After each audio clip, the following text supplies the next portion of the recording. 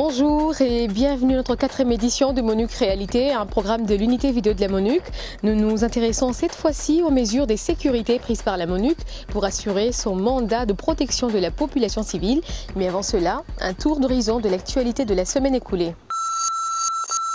D'abord à Kinshasa où l'événement de la semaine a été la présentation par la MONUC de la stratégie globale de lutte contre les violences sexuelles en RDC. Nicolas Darendorf, conseillère principale et coordinatrice des Nations Unies sur les violences sexuelles, a présenté la plateforme d'action aux membres du gouvernement, aux partenaires nationaux et internationaux. On a dit que c'est très important de développer un processus de responsabilisation, de créer un système interne, améliorer la justice militaire et aussi quelque chose qui est très important, c'est d'améliorer, de créer un mécanisme de vetting. Alors un processus qui peut séparer des gens qui ne sont pas l'intégrité de gens qui sont l'intégrité. Et il ne faut pas les recruter dans les forces armées ou les forces de la PNC. Clôture à Goma de la formation des agents de la police nationale congolaise. 3 semaines durant, 90 policiers ont été formés sur la sécurité publique. L'objectif est le renforcement de la capacité de la PNC dans le cadre du plan de stabilisation de l'Est de la RDC. La formation a été assurée par la police MONUC. Après ces 18 jours de formation, nous irons appliquer la matière sur le terrain. On aura d'abord à transmettre la matière apprise à nos collègues policiers qui sont restés dans le milieu respectif. Enfin, à Kinshasa, au point hebdomadaire de la presse, Douglas Trémitière, membre de l'unité de conduite et discipline de la MONUC, a rendu le rapport sur les allégations de méconduite impliquant le personnel de la MONUC. Dans les allégations graves, il y a eu l'année dernière, en 2008, 56 allégations, ce qui montre une baisse de 2007 où il y a eu une totale de 66 allégations. Comment assurer la sécurité dans les confins du Nord Kivu, d'accès particulièrement difficile? Dans le territoire de Rutshuru, la zone a surveillée si vaste que les moyens matériels et humains de la MONUC ne peuvent la couvrir. Pour pallier cette insuffisance, la mission onusienne a distribué aux populations des coins reculés des téléphones portables. Un moyen de leur permettre d'être en contact direct et permanent avec les casques bleus indiens. Utile en cas d'agression, comme l'atteste ce reportage d'Agathe Nsenga. Agathe Nsenga qui est aidée sur place comme la semaine passée par notre collègue de l'information publique de Goma, Bernard Kaloumé. Je vous signale par ailleurs que vous aurez dorénavant Bernard Kaloumé dans nos prochains reportages en tant qu'officier de l'information publique de la MONUC car il connaît bien le travail des casques bleus. Aujourd'hui c'est dimanche et c'est un jour de grâce et de repos. Je viens d'assister à un culte juste ici à côté. Je me rends compte qu'il y a 2 gens qui travaillent ici et je ne sais pas ce que ça veut dire. Bernard, tu peux m'expliquer un peu ce que ça veut dire? Je vois, il y a un truc là, on écrit communication, quelque chose comme ça. Tu sais, la dernière fois qu'on avait eu la dernière réunion de sécurité avec les chefs de village là-bas, au-dessus, il s'agissait de questions de téléphone. Donc la MONUC a distribué des téléphones dans le coin les plus reculés afin qu'ils puissent avoir les communications directes et toujours permanentes avec ces villageois. Viens, on va découvrir ce qu'il y a là-dedans. 1-5 आज संडे है तो ये नहीं सोचना कोई सिविलियन यहाँ पर आएगा नहीं कंप्लीट बुराई जंक्शन वाला एरिया और बुनागना तक आपको पेट्रोल करना है रोजा okay out This is Agathe. This is Colonel, the commander of this camp.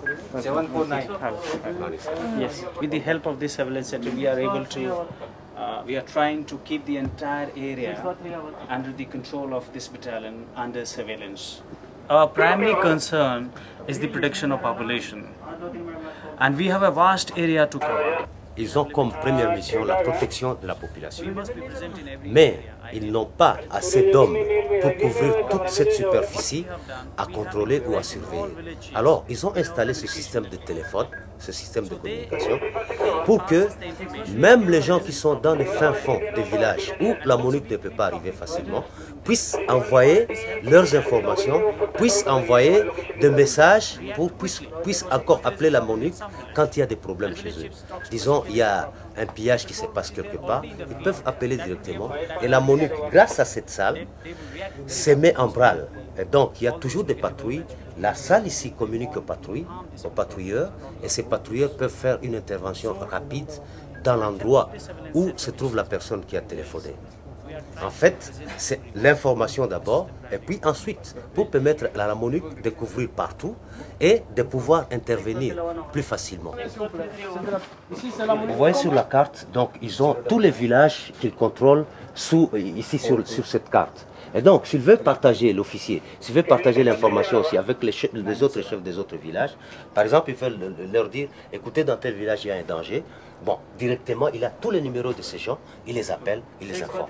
If there is a PNC or FARDC in that area, they are also kept informed as to what is happening, so that they can also take action. So we are able to integrate the FARDC and the national police also in our action.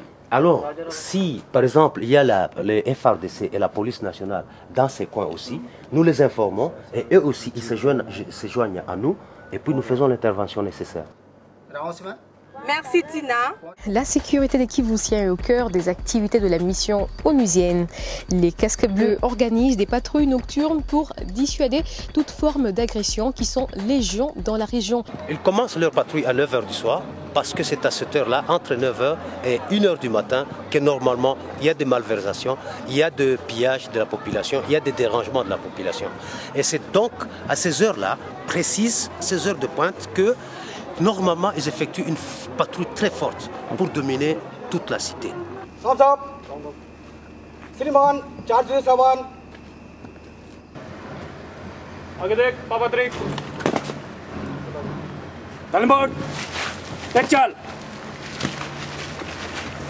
And since the people are seeing FARDC, PNC and MONUC together out here, it has really build the confidence of the people in all these three agencies to a large extent. It is having a cumulative effect.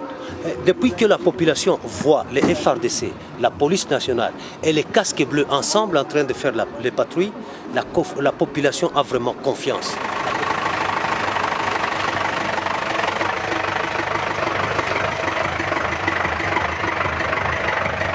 Cette patrouille va se diviser en 5 parties.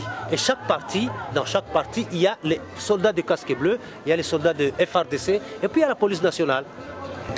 It has been divided into 5 parties so that they go into each byline and dominate the complete area. Ok, ça veut dire que tous ces gens vont se disperser, chacun dans son petit coin, pour essayer de mieux neutraliser la situation, pour mieux maîtriser la situation et de la sécurisation de la population. Ok, que ce soit pendant la nuit, que ce soit pendant la journée, la population maintenant va à ses activités sans problème. Lui, c'est un interprète du bataillon des Indiens, donc un employé de la MONUC. Il vient de recevoir un coup de fil de la part de la population, comme quoi il y a un problème quelque part dans une cité. Là, il cherche des informations précises, il demande la direction pour que la patrouille qui est ici maintenant en action puisse s'y rendre immédiatement.